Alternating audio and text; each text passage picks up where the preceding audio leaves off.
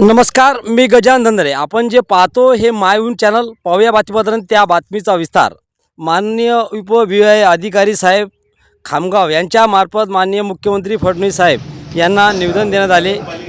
खामगाव नगर परिषदेने वाढलेला मालमत्ता कर रद्द करण्याबाबत शिवसेना उद्धव बाळासाहेब ठाकरे शिवसेनेच्या वतीनं हे निवेदन देण्यात आले. यावेळी माननीय खेडेकर साहेब, माननीय बुधवत साहेब, जिल्हा प्रमुख गजानन वाघ, खामगाव तालुक्याचे प्रमुख श्रीरामजी खेलदार, या खामगाव शहराचे शहर अध्यक्ष रवी जैन, बुलढाणा जिल्ह्याचे अन्य पदाधिकारी उपस्थित होते. मायभूमीचा ग्राउंड रिपोर्ट.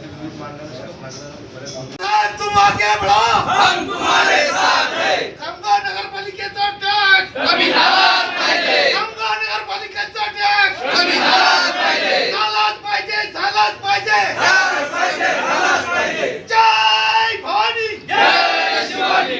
आवाज कराचा शिवसेना. तो साहब तुम आगे बढ़ो, हम तुम्हारे साथ हैं.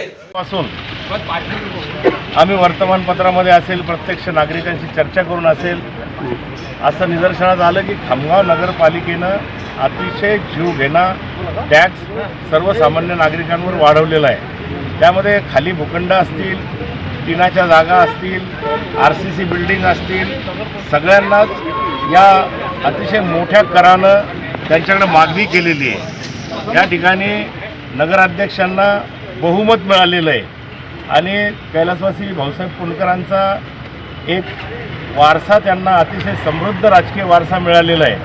कुठंतरी खामगावकरांनी त्यांच्याच घरामध्ये आकाशजी पुणकर यांना मंत्रिपदही मिळालेलं आहे आणि त्यांच्या दैवानं सुदैवानं त्यांच्या भाऊसाहेबांच्या स्नुषा यांना नगराध्यक्षपद बहाल केलेलं आहे खामगावच्या जनतेनं.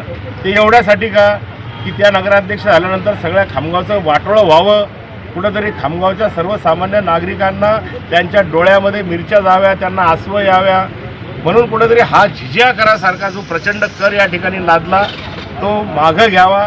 या जिल्ह्याचं दुर्दैव, इथं पुन्हा एक केंद्रीय मंत्रीसुद्धा आहेत.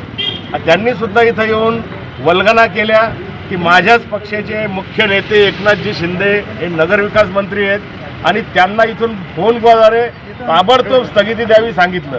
त्यांनीसुद्धा वल्गना केल्या की आम्ही स्थगिती देतो म्हणून, परंतु स्थगिती दिल्यात आलेली नाही. उलट त्यांच्याच नगरविकासाच्या सचिवानं कलेक्टरला अहवाल मागितला आणि दुर्दैवानं आपल्या या खामगाव नगरपालिकेच्या COनं सुस्पष्ट अहवाल 18 मार्चला दिला की ही करवाढ योग्य आहे म्हणून. मग अशा पद्धतीनं जर हे मस्तवाल अधिकारी असतील, राजकारणी असतील, वागत असतील, आमचं म्हणणं आहे त्या प्रतापराव जाधव खासदारानं, मंत्र्यानं खामगाव जिल्हा नाही केला तर चालेल, खामगाव जालना रेल्वे मार्गही नाही केला चालेल, ते तर तसंही करणारच नाही, परंतु खामगावमध्ये झालेली करवाढ ही ताबडतोबीनं मागं घ्यावी म्हणून आज रोजी आम्ही या ठिकाणी निवेदन दिलेलं आहे. परंतु ही जर लवकरात लवकर मागं घेण्यात आली नाही तर उद्धव बाळासाहेब ठाकरे पक्षाच्या वतीनं आम्ही तीव्र आंदोलन छेडल्याशिवाय या ठिकाणी स्वस्थ बसणार नाही.